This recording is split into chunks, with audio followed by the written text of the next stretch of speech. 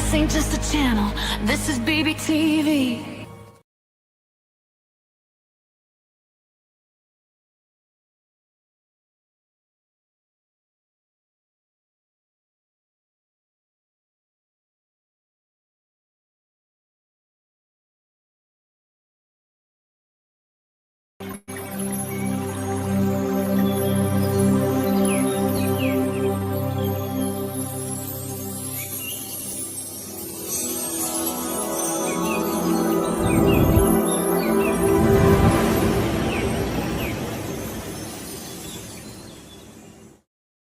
Hello again.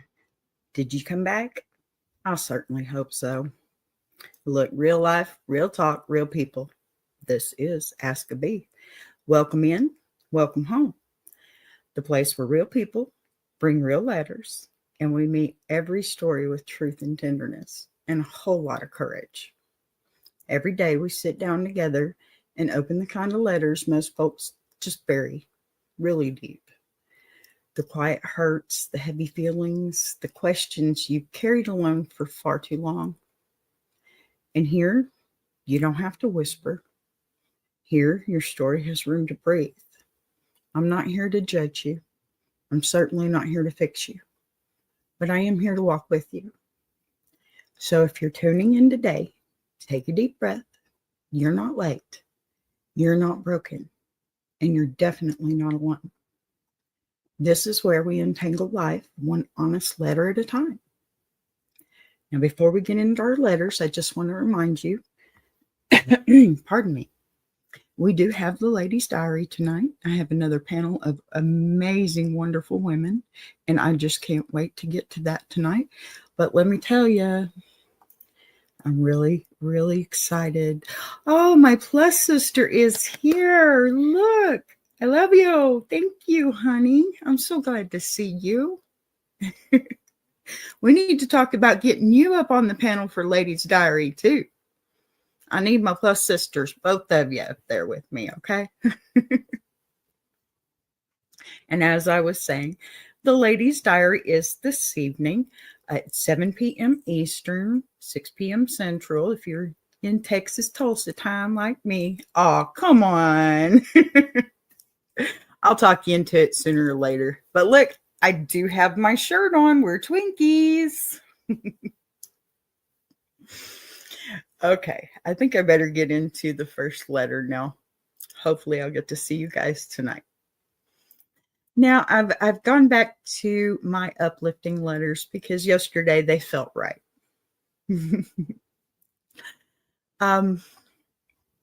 So let's go ahead and get started with this one. This one kind of hit home too. You know, I feel like I do have a little bit of something, just something that I find a common ground with each one of these letters. So hopefully we can get a good answer for this one too. Okay, let's see here. All right.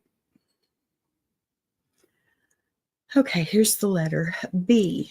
I'm 37 years old, and 2 weeks ago, I heard something come out of my mouth that shook me to my core. My mother's voice.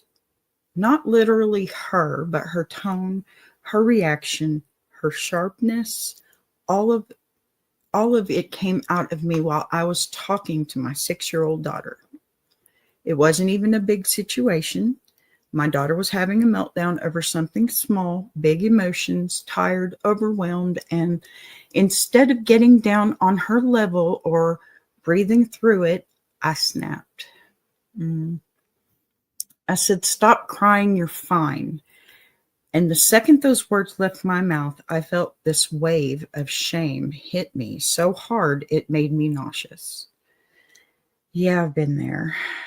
Because that was actually what my mother used to say to me. My childhood wasn't abusive, but it wasn't gentle. It was a household where feelings were an inconvenience, where crying meant you were dramatic, where asking for comfort meant you were too sensitive. My mom wasn't a bad person. She was exhausted and trying her best with the tools she had. But her reactions were sharp, fast, and unpredictable. I spent so much of my childhood trying to avoid setting her off. I swore I would never sound like that.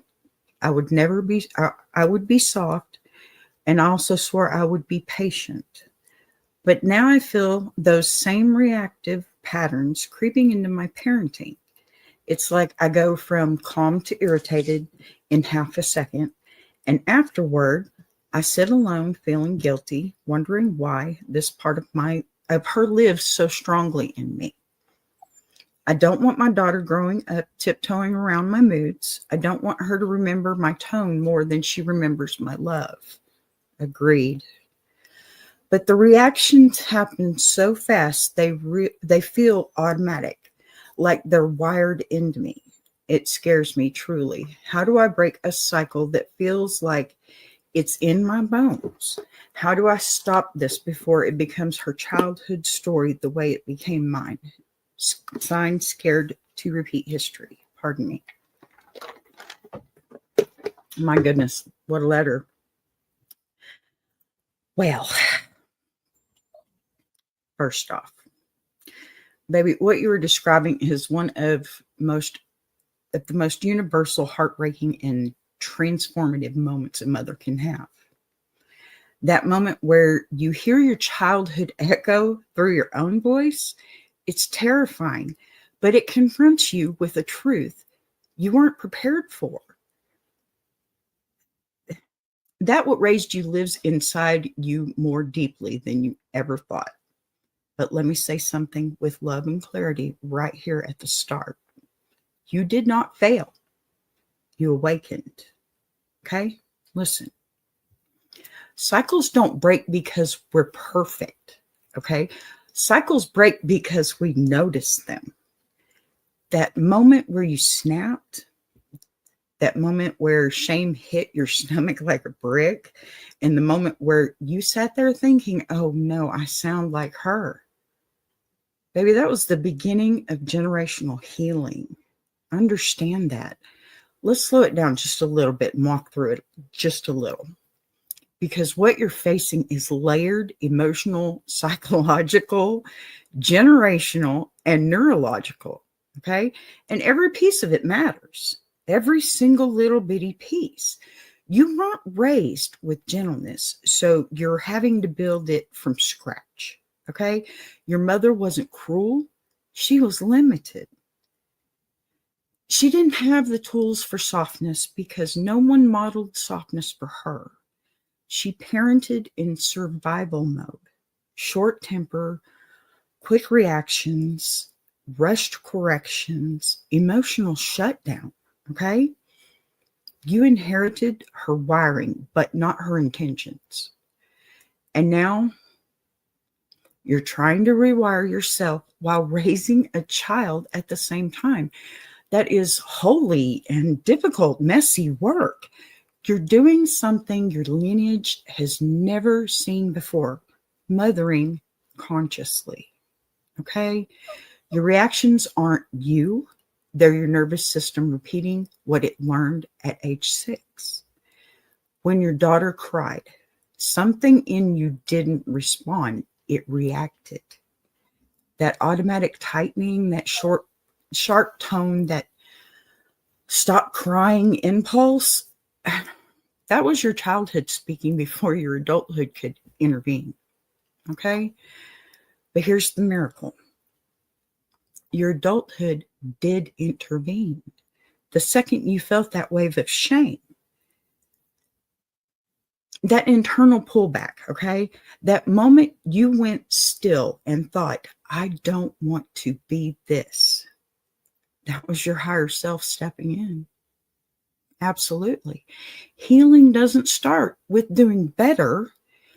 It starts with realizing you want to do better. You got to take these one day at a time, one step at a time. Hi, Walt. Good to see ya. I'm so glad y'all are here. Thank you. Okay, now let's get back. I want you to know you're afraid not of becoming your mother, but, oh, hi, Poetic. Oh, so good to see you, honey. Okay, you're afraid not of becoming your mother, but of repeating the pain you felt. Okay? Thank you, honey. Love you. Please be careful. You're not actually afraid of her habits. You're afraid of recreating your younger self's experiences. That 6-year-old version of you remembers feeling misunderstood or dismissed or feeling too much, and feeling like love depended on behavior. You're protecting your daughter from the childhood you had. And because you're conscious of that, you're already changing the story. And that's what it's all about, right? Your daughter isn't counting your mistakes. She's experiencing your love. Kids don't remember the isolated, sharp moments. They remember the tone of the home. They remember whether apologizing was modeled or whether they felt safe to cry. They remember if repair existed after rupture. Okay? Your mother never circled back, but you will. And that one difference alone rewrites an entire generation. You just started a whole new line. And that's all for you. Soak that up because you did that. Now, breaking the cycle does not mean never snapping, okay? It means repairing after you do. Let me make this clear too. Cycle breaking isn't about perfection. It's about interruption and the correction, okay? Every time you say, Mommy shouldn't have said it like that, let me try again, you're teaching her emotional vocabulary, emotional safety, what healthy adults do, and that feelings are allowed. That love doesn't disappear when things get overwhelming. Your childhood didn't give you that, but you're giving it to her. You can retrain your responses. And here, look, let me give you a few tips on this one, okay? I've been married for 34 years, 3 children, new grandbaby. This is all my experience and my opinion, okay? Take what you will from it. But this is the part where the healing gets practical. The 3-second pause. Okay. Everybody tells you sometimes, take a deep breath. Pardon me, I'm talking so much. Okay. Before you respond to your daughter, put a hand on your chest or put it on your thigh. Take a single deep breath. Drop your shoulders. That small pause interrupts your wiring completely. It's like resetting the computer. Just one little push of the button, and there you go. You're okay. It takes a few minutes to get back up, but when it comes back up, it's running much better, right? Think about it. Name your emotion out loud. Say things like, Mommy is feeling overwhelmed. Kids are way smarter than we give them credit for. Say, I need a second to calm my voice. Let's take a breath together. Okay. Hello, Mama Lions. I see you there. I'm so excited for this evening. Okay. So children mirror us. When you regulate, she learns regulation. Repair immediately. Don't save it for later.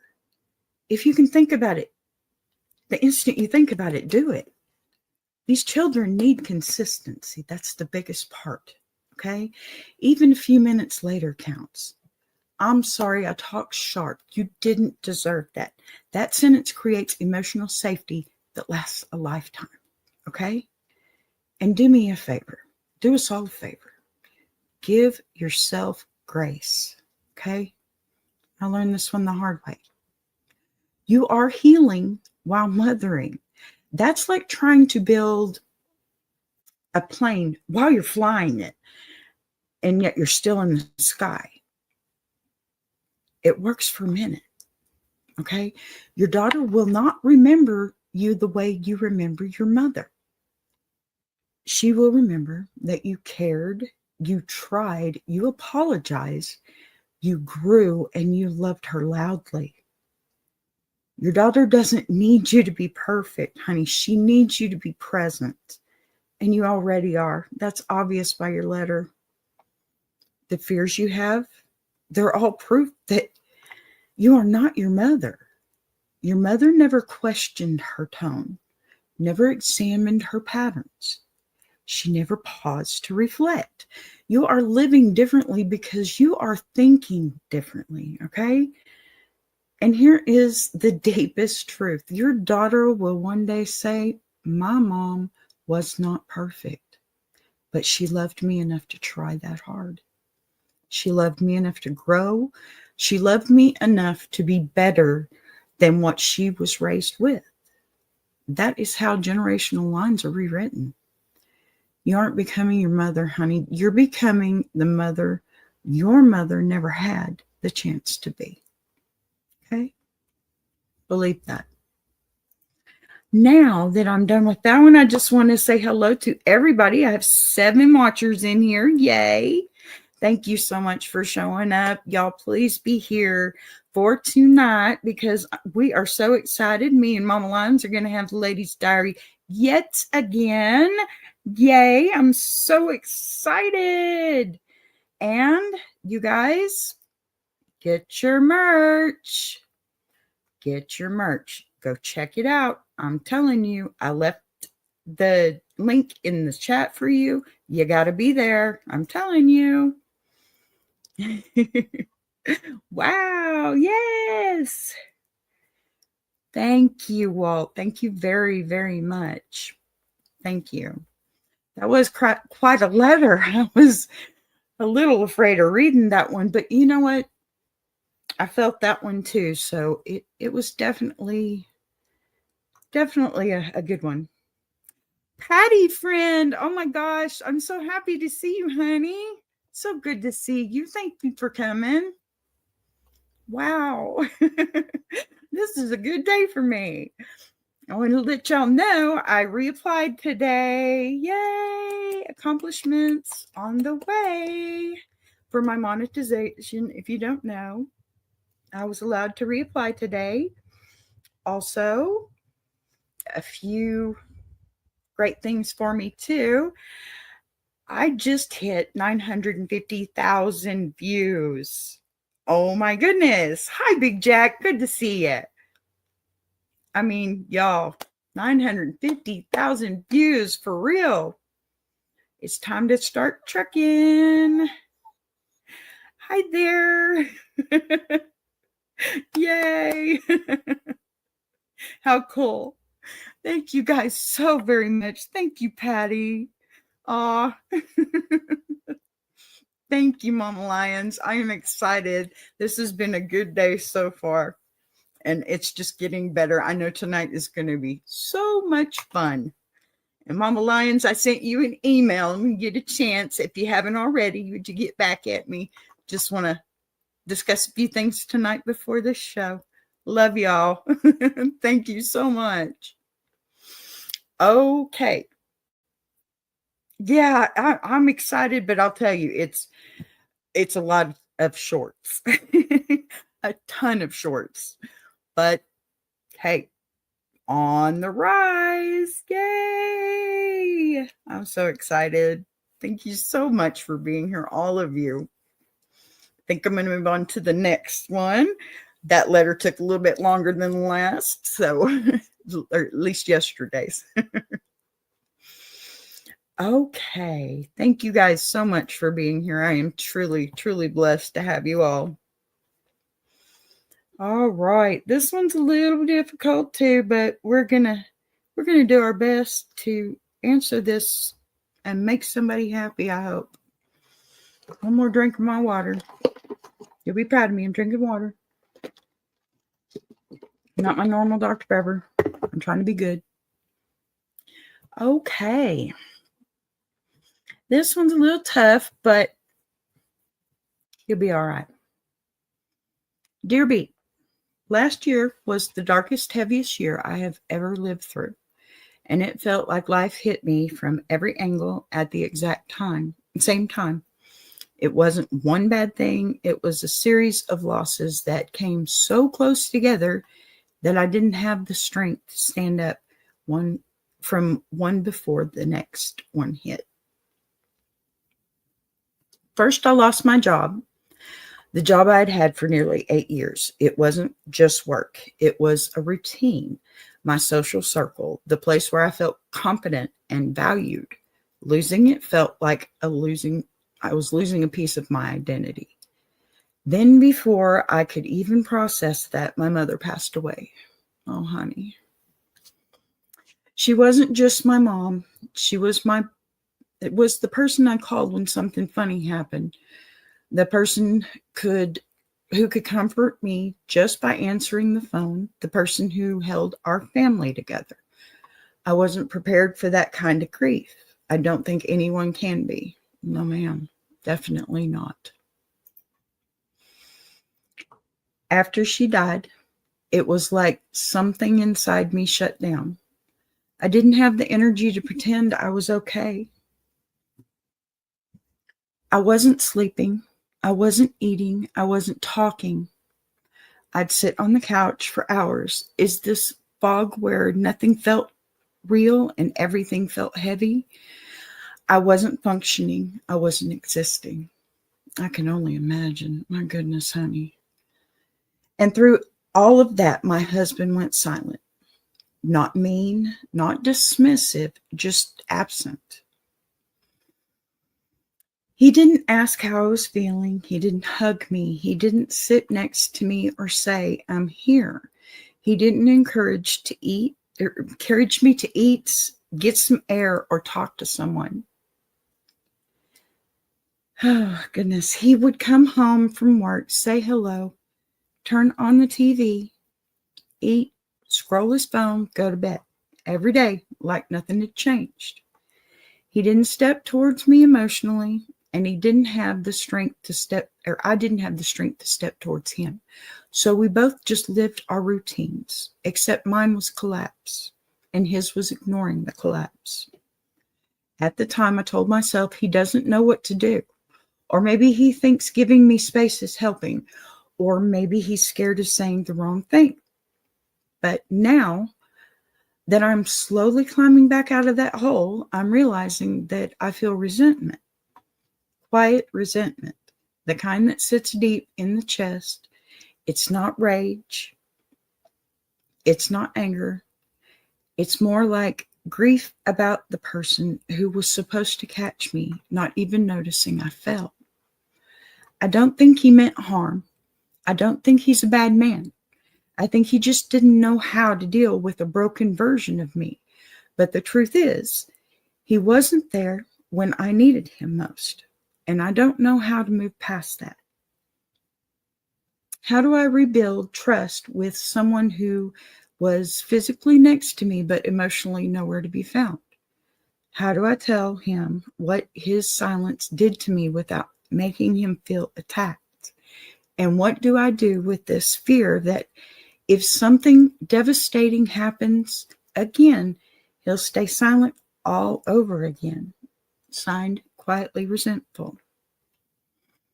Oh, honey, honey, honey. What a difficult time for you. I'm so sorry about that. But I think you're right. This was not like malicious or anything, okay? This right here was one of the heaviest kinds of heartbreak a woman can carry. Yes. Not the heartbreak of fighting, not the heartbreak of cheating or even betrayal. No. The heartbreak of being alone next to the person who promised to walk through life with you. Now, that is it's a quiet kind of pain, okay? A hollow kind of pain, pain that really doesn't scream. It just sinks in and it stays there. Let me sit with you inside this for a moment, okay? And walk you through it slowly, because what you went through wasn't just loss. It was layered grief. You lost your job, identity loss, routine loss, the loss of your mother, which is, tectonic in a woman's world. When the person who birthed you leaves the earth, something fundamental inside you goes completely quiet. I know that now. I hate it, but I do. It shakes the internal foundation in a way that only people who lived it can understand. And in that moment, that deeply human moment of collapse, you needed someone to put their arm around you. Even if they didn't have the words, you needed someone to look at you and say, I see you breaking. You don't have to break alone. What you got instead was silence. I want to tell you something very important in the gentlest way possible, okay? Silence is not neutral. Silence is loud to someone who is hurting. Silence says, I don't know what to do, so I'll do nothing. I hope you get better soon because I don't know how to sit with this version of you. I'm uncomfortable with your grief, so I'm going to stay in my routine. He didn't do it to punish you. He certainly didn't do it to hurt you. But intention doesn't erase impact, okay? Let's break this down piece by piece. Men are not taught emotional caregiving. Many men grew up being told, be strong, don't cry, handle it yourself, don't be dramatic. And when a man isn't allowed to feel, he has no idea what to do when you feel, okay? Your collapse triggered his helplessness. Your grief triggered his panic. And your pain, it triggered his fix it or flee instinct, okay? And because he couldn't fix it, he froze. But here's the key. You didn't need him to fix it. You needed him to sit in it with you. And that is a skill he has likely never learned. You were grieving. He was waiting for you to snap out of it, bounce back, waiting for the normal to return. But grief doesn't work on a schedule. Grief rewrites a person. He wanted the version of you he understood, the steady one, the strong one, the predictable one, okay? But the version of you who lost your mother needed a partner who understood that grief is not an interruption. It is a transformation. You didn't feel abandoned. You felt invisible. There's a huge difference here. Abandonment is someone walking out. Invisibility is someone sitting right next to you and not seeing your pain. Okay? Invisibility hurts worse because you can't leave a room to escape it. It follows you in silence. Your husband's silence, it wasn't malicious though. It was felt. And it did change something inside you. Your resentment, it's not petty, it's trauma. Okay? It is the trauma of emotional absence. And the danger of quiet resentment is it doesn't announce itself. It accumulates quietly. It hardens slowly. And it comes out months or years later as distance and numbness or disconnection. You're not mad at him for not being perfect. You're hurt because the person you counted on most didn't notice you were drowning. How do you move forward with this, though? Okay? You tell the truth, gently but honestly. Okay? Excuse me. Okay, but you don't need to go face first into this either, okay? Don't start with, you failed me. You abandoned me. You weren't there. No, please don't do that. Instead, try this, okay? Last year broke me in ways I didn't know how to describe. I didn't need you to fix anything. I needed you to see me. Your silence felt like loneliness, not support. I want us to understand each other better so that if life hits us again, we face it together instead of separately. Okay?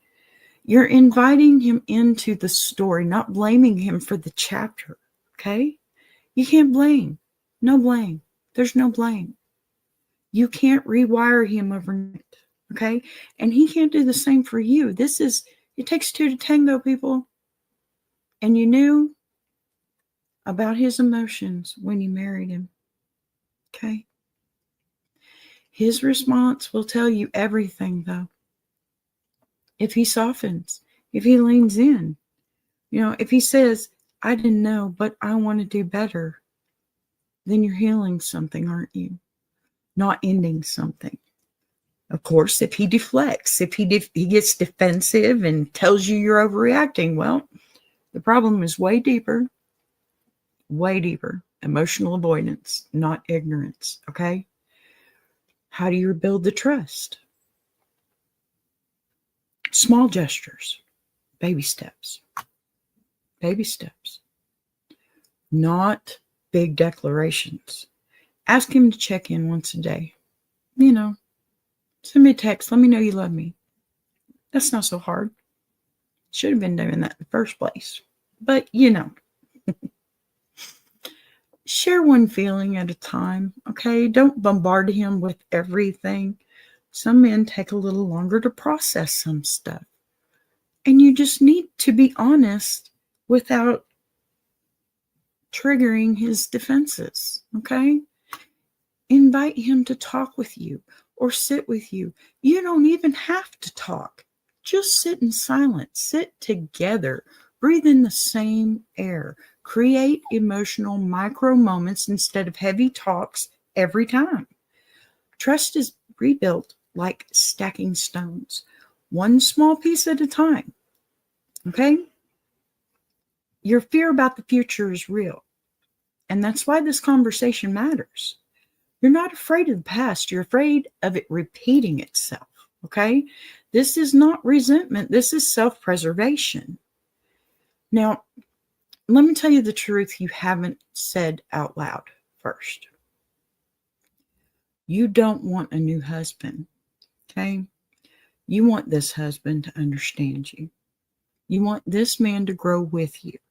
And you want this chapter to turn into something stronger, not something broken. And that can happen. Silence can be unlearned. Presence, come on, it can be taught. Emotional partnership can be built. But first, he has to know the cost of his silence.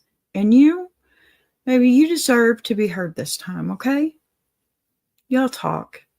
Communication is key with anybody, any kind of relationship, marriage, your kids, shoot, your neighbors, okay? It all comes from conversation. And that's what we do. We have conversations, right? That's what we need to do more often. Absolutely. And I still have some very happy people here. I'm so glad that you're all here. Thank you. And thank you, Miss Patty, for Amen, Sister B. You're spot on. I know this is helping so many of us. I really hope it is. I do. You guys, I love you all. And if anything touches you, please let me know. Big Jack says it's hard to figure out how someone else will handle permanent loss. Amen to that. You never know until it happens. And that's the only way you're going to learn is through experience with most of these things. You can't put that in a book. You can write all day, this is what I did about my relationship, but it's not going to fix everybody. It's not. And as women, we truly need to remember how men are wired. And, I say my husband is not into details. And no, he's not. And you know what? That's my fault. Us women also need to learn that, through all these years that we've been together with these men, we've also rewired them in a way too. I remember when he and I first got together, I was doing everything I could to impress him, right? Cooking him these really good meals and, just everything. And there were things that he did for me then that he doesn't do for me now and vice versa. But it's because we know the gestures now are to show love and we're already impressed. We've already been together for 35 years. So, I take into consideration the fact that through the years, I have taken on all the emotional weight. I feel, and the way I was wired is I'm the woman. That's my job. Okay. Now, that may not be the case for Gen Z or A, B, C, D, E, F, G, whatever, but Gen X, we were taught, handle it. You handle your business. You be quiet about it, but you do it. And, well, to me, I'll say this. My husband is not a mind reader. Okay? He's not a mind reader. Even though there are times that I have to stop myself because I expect him to be. He's not a mind reader. And if your husband doesn't know, because in return for his silence, you're giving silence back, he doesn't know what to do. This is a totally new chapter for him. He's seen your strength, not your weakness. You haven't even seen this weakness. With all the things that happened at that time, not even you have seen this weakness. This is a new chapter for both of you. It's fresh water. And I mean, the last water was nice and blue, but this is murky, muddy water that you've got to get through. And you guys, come on. You've gone this far. You can get it. You can go through this. You can get out of the murky water and you can find your happiness again. It's never going to be the same. Life changes you with every step that you take. It's never going to be the same. But there is a better version of you. Every single day, there's another door that opens that moves you towards that better version of you. And when you get married, you become one. And you become that better version together. And that may be old-fashioned, but that's how I see it works. It truly is.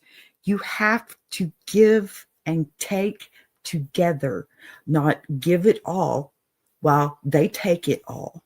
Okay? Balance. It's got to be equal. Absolute balance. You both deserve that. You both deserve that. Okay? This is not a one-sided thing here. It takes two. All right.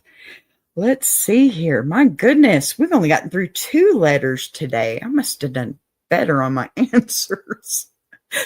All righty. So now that we've moved past that one, thank you so much for being here, everybody. I'm so happy to see you're in here. Oh, this one's going to be a little bit more difficult on me, but we're going to do this because we definitely need to. Okay? Absolutely, Big Jack. Stacked grief can very much be very difficult to overcome, especially in silence. But, I have to say in regards to that last letter too, it sounded to me like there was silence on both sides, and I don't think that's not going to make anything better. If you know enough to say, hey, maybe he doesn't know, then maybe you should tell him, because he's not a mind reader and neither are you. And if all that is sitting inside your head and inside your heart and not out in the atmosphere where somebody else can know, hear, and feel that, how are you going to get out of that? You have to unstack the grief one step at a time, right? Absolutely. Another drink. Love my water. Okay. Now, here is letter number 3. I'm so happy all of y'all are here with me. I feel better reading to people. All righty. I'm the breadwinner, and he's getting comfortable. B. I'm writing this because I feel something shifting in my relationship, and I don't know if it's me seeing things clearly or me losing patience. When my boyfriend and I first got together, Him making less money than me wasn't an issue. I've always been ambitious. I've always worked hard. I've always believed that success doesn't have to be equal to be shared. He made less, but he was driven. He had goals. He talked about the future like he was excited to build something with me, and I admired that. I admired his passion and his determination. But over the last year, something has changed. He still talks about his plans, but he doesn't do anything to move towards them. He talks about getting a better job eventually, also going back to school someday, about improving his credit when things calm down. But nothing ever actually happens. Meanwhile, I'm the one covering 80% of our expenses. I'm the one paying for dates. I'm the one making sure bills are on time. I'm the one budgeting. I'm the one planning our future, and he plays video games until 1 a.m. and sleeps in like he doesn't have a care in the world. Okay. At first, I told myself he was just burnt out. Then I told myself he needed time. Then I told myself not to nag, but because I didn't want to be that kind of partner. But the truth is, his lack of effort is starting to feel like a weight on my back. And here's the part that scares me. I don't mind providing. I love that I'm successful. I love that I can support myself. I love that I built my life without waiting for someone to save me. But I didn't sign up to be grown. To be a grown man's financial safety net. I didn't sign up to be the only one with ambition. I didn't sign up to carry both of our futures while he coasts on the comfort my hard work provides. I don't know if he's stuck or if he's gotten too comfortable. I don't want to throw away a good man. But I also don't want to wake up in 5 years and realize I've been dragging someone who got used to being carried. I think you're right there, Patty. Amen, Walt. Amen. How do I tell the difference between a man going through a rough patch and a man who sees my success as his permission to stop trying? Signed, not your ATM. Okay, honey. Oh, goodness. You're right, Patty. I think this one is going to be a rough one. I'm conflicted here. Let me take a deep breath with you because, what you're navigating is one of the most emotional, complex positions a woman can be in. You love him, you want the relationship to work, but you also want a partner, not a passenger. Now, there's a difference between providing someone or providing for someone, is what I'm trying to say. There's a difference between supporting a man through a hard season and supporting a man who has decided the season should last forever. Now, exactly, Big Jack. Exactly. My goodness. Big Jack says, good thing you are not married because you can get out, and boyfriend, the key. Amen to that. Yeah. Oh, wow. I'm all ready to go off on this one. Y'all forgive me. But we're going to peel this open like the onion that it is and take our time with it because the layers here are completely real. First, let's validate this. Okay. Your success is not the problem. Not by any means. A lot of women are taught directly or indirectly to shrink themselves so their partner doesn't feel small. Okay. You didn't shrink, you grew, and that is not something to apologize for. You being successful isn't emasculating. Okay. It's being a provider isn't disrespectful. Making money doesn't threaten a good man, okay? A good man looks at a successful woman and says, let me rise to meet you, all right? A man who feels threatened by your success is not underpaid. He's underdeveloped. Whew. Let me breathe through this one just a little bit. I'm trying to get my nerves up on this one. Okay. Let's talk about the shift that you noticed, because that's the real concern here. In the beginning, he had drive, and you said momentum, ideas, fire. Okay. Now he has comfort. Yes. Yes. Thank you. Thank you. Big time.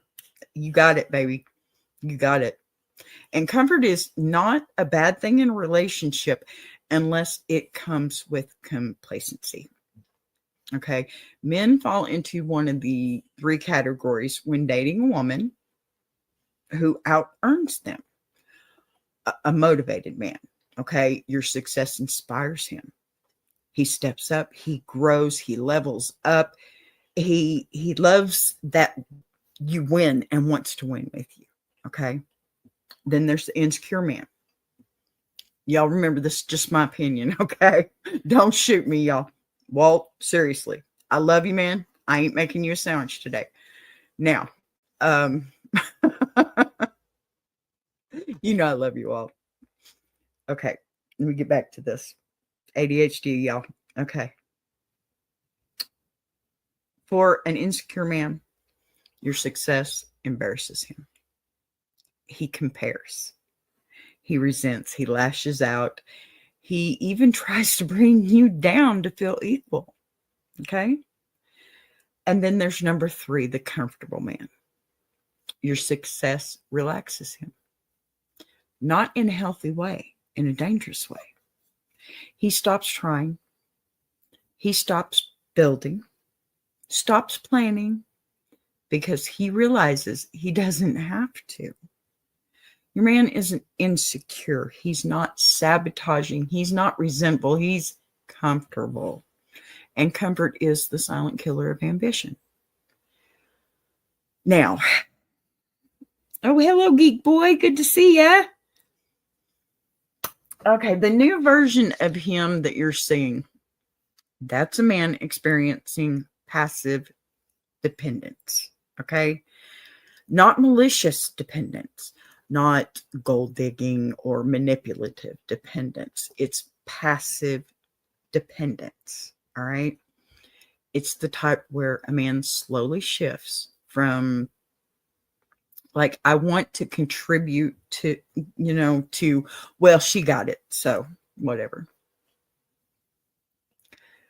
And then even on to, maybe I don't really need to push myself, to, why would I change anything?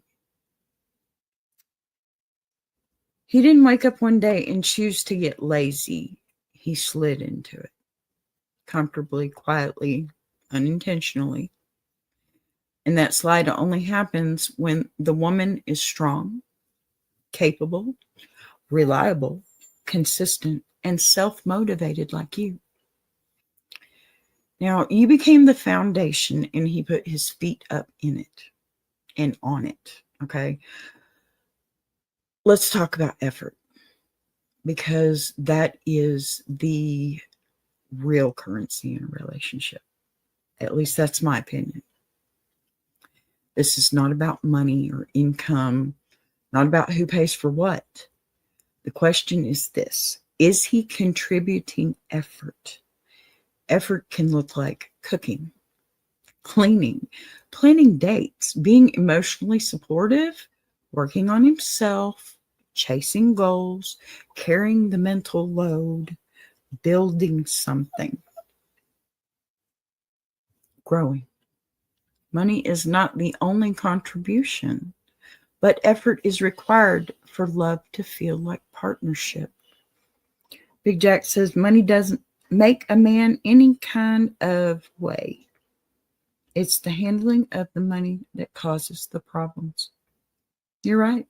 Yes, sir. You're right. So, money, effort is required for love to feel like a partnership. True. If a man contributes zero effort, even if he contributes zero money, the relationship becomes unbalanced. And an unbalanced relationship slowly turns into mother and son dynamics, which, baby, is exactly the energy you feel creeping in right now. Let's see, Walt says, showing you exactly who he is, and that's great. Unfortunately, sometimes information is what we ask for when we already know the answer and wish we didn't. That is true. I cannot deny that. That is true. Amen. I'm so glad Walt, I'm so glad you're here with your insight. I am. I was actually even asking about you. I needed you yesterday, I think. Love you, man. All right. So, let's see if I can get myself back to this. Again, I keep getting distracted, you guys, but I want to make sure that everybody here has voice. If the roles were reversed, what's the answer? That's difficult. Since, we're all raised with the man is supposed to be the breadwinner, right? But that's a question for another day. I agree with you. There are good people out there and there are bad people. And I hate that she might be in this situation. But not all men are like this. Let me put that. Remove yourself from the equation and ask yourself, what advice would you give your son or daughter? Absolutely. Absolutely. I think that would be, I'm sorry, I lost my thought on that one. The point that I was going to try to make was the absolute. Oh, I'm sorry.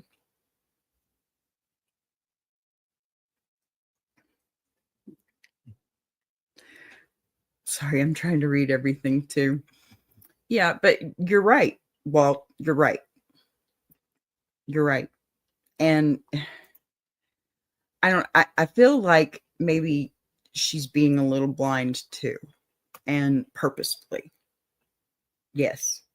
Yes. So I guess getting back to that, I would say, you're probably. Oh, thank you, Big Jack. Thank you so much. Oh my goodness. I can't believe we're already through all this. This one's been a long one, hasn't it? You're to try and get back to it. You're asking the right question. Is he stuck or is he coasting? Right? Let me give you the clearest way to tell the difference. A man who is stuck talks very little, but what works quietly. Okay? Tries to improve things behind the scenes, feels embarrassed about not contributing, shows gratitude. He makes micro progress, compliments you, tries to grow. A man who's coasting talks a lot but does nothing, makes excuses disguised as plans, is comfortable with you covering the slack, sleeps in, stays distracted, avoids growth, lets you handle life, feels a little too calm, enjoys the lifestyle you're providing without matching your energy. Your man is not suffering from lack of opportunity. He's suffering from lack of urgency. Big difference. So how do you figure out how do you figure out which man you're actually with? You bring it up, not with anger, with clarity. Say something like this: I love you, but I'm starting to feel like the only one building our future. I need to know that you've got goals you're actually working towards, not just ideas. I don't want a partner who relaxes into my hard work. I want a partner who builds beside me. Then you watch his reaction. Okay? A good man will sit up, get uncomfortable, reflect, take accountability, make changes. Start small, but stay consistent. A comfortable man will get defensive, redirect, minimize, tell you you're overreacting, a little gaslighting in there too, make excuses, do absolutely nothing. His response is the truth. His excuses are the truth. His actions or lack of actions are the truth. Men show you who they are very quickly when you challenge their comfort. Here's your deepest fear. The one you didn't say out loud, okay? You're afraid that if you keep going the way you're going, you'll end up with a man you mother instead of a partner. A man who expects your success to support his stagnation, becomes dead weight, grows comfortable draining you. And baby, that fear is valid, okay? Because you see the direction this could go if you stay quiet. That's why you're speaking up now. The truth, okay? The truth. Love can survive financial imbalance, but it cannot survive effort imbalance. You don't need him to match your income. You need him to match your effort. Okay? You need him to match your energy, your ambition, your hunger, your desire to build a life. You need someone who runs beside you, not someone who watches you run and says, "Damn, baby, you're doing a great job," while he sits there watching. Here's the final truth you need to hear. You can support a man. You can uplift a man. You can inspire a man, but you cannot carry a man. And men, it's the same for you. If the shoe were on the other foot, don't carry a wife. Make sure she's got ambition too, okay? If they don't rise now, they won't rise later. If they don't grow now, they won't grow later either. You know, when you have comfort, if you don't grow then, life gets real. What are you going to do? If he doesn't put effort in now, you will eventually outgrow him. Not because you stop loving him, but because you stop wanting to raise a grown adult. You deserve a man who sees, you deserve a man or woman who sees your success as motivation, not a mattress. You deserve partnership, ambition beside you, effort, and balance. If he rises, beautiful. If he doesn't, you already know the answer. Okay? Y'all be good. Because you know you love each other. Make it work. Now I'm going to get back over here. Housewife and been a solid profession for years. You know what? As long as we're doing it together, right? Yeah. All right, y'all. I want to thank you all for sitting here with me today. This has been an amazing show. I did read these and I did make some notes so that I could get straight back to a good answer for you. So I hope that I was able to answer these as good as I did, or as good as you needed. Just thank you for sitting with me today, and thank you for letting your heart have a place to land. Okay. If one of these letters really sounded like your own reflection, remember, your story isn't over and your pain isn't proof that you failed. It's proof that you're still growing. Okay. Every question you send in is a reminder that we're all just trying to find our way with the tools we've got. And baby, you're doing better than you think. All right. Thank you, Mama Lines. Now, until tomorrow's letters, take care of your mind, protect your peace, give yourself grace, and go and so freely give to everybody else too. This has been absolutely wonderful. And I think my favorite episode thus far. Hopefully you will show up tomorrow for yet another episode. And please do not forget to show up for the Ladies' Diary tonight. It's proved spectacular from the first get-go, okay? This has been AskABee, where the courage to be honest becomes the first step in becoming whole. And listen, support my whole family, please. Big Jack on Iron Sharpening Iron. And Mama Lions, she'll be here with me on the Ladies' Diary tonight. And the Coach's Corner comes Sunday. Y'all don't forget, please. Be there. I love you guys. Thank you so much. Y'all have a good one.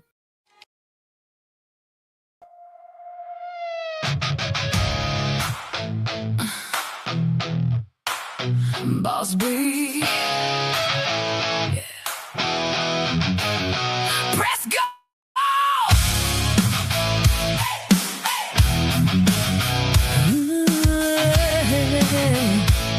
Yeah. Press go.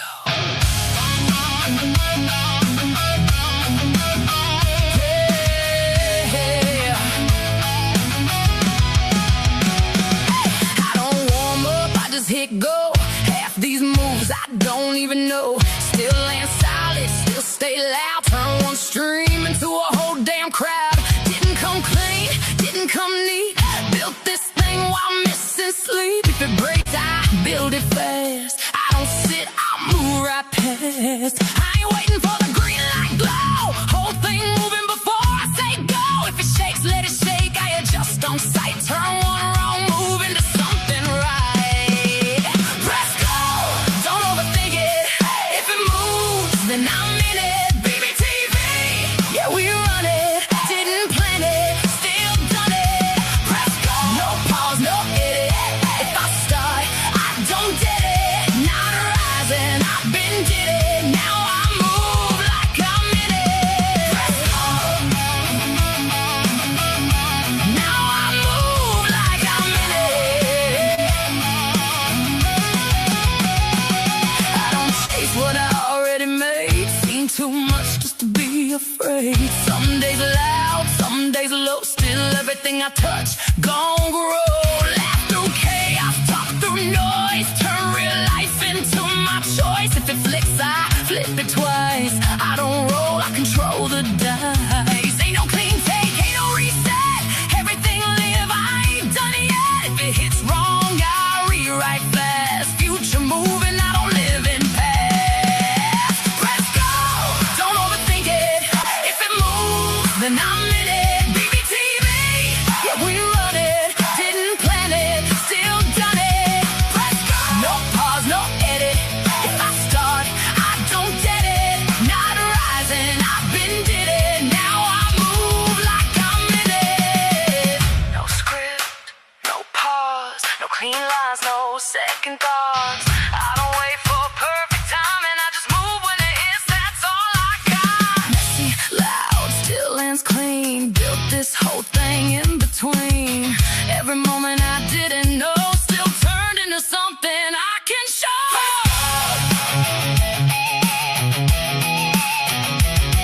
Press go. Press go. Don't overthink it. If it moves, then I'm in it. BBTV, yeah, we run it. Didn't plan it, still done it. Press go. No pause, no edit. If I start, I don't get it. Not rising, I've been did it. Now I move like I'm in it.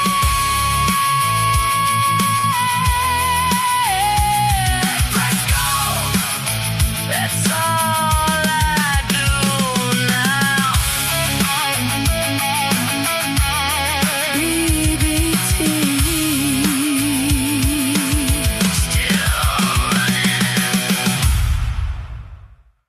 I want to take a minute to shout out TuberChat. If you're a creator who's tired of surface-level advice, says, and actually wants to understand how YouTube works, that's the space. It's real conversations with real creators who are in the trenches, building channels, testing ideas. No posturing, no gatekeeping, no fake guru energy, just people sharing what's working, what isn't, and why. If you're serious about growing, learning, and not doing this alone, check out TuberChat. The link is in the description. If you're enjoying this show, subscribing is the easiest way to support what's being built here on BBTV. You'll see the join button right next to subscribe. No pressure, no expectations, just an option for people who want to support the channel in a real way. We're live every day at 3 p.m. Central now. And don't worry, we didn't change the heat, just the clock. And if you've got a story you want to share, send it in. Anonymous is always fine. A boss be rising.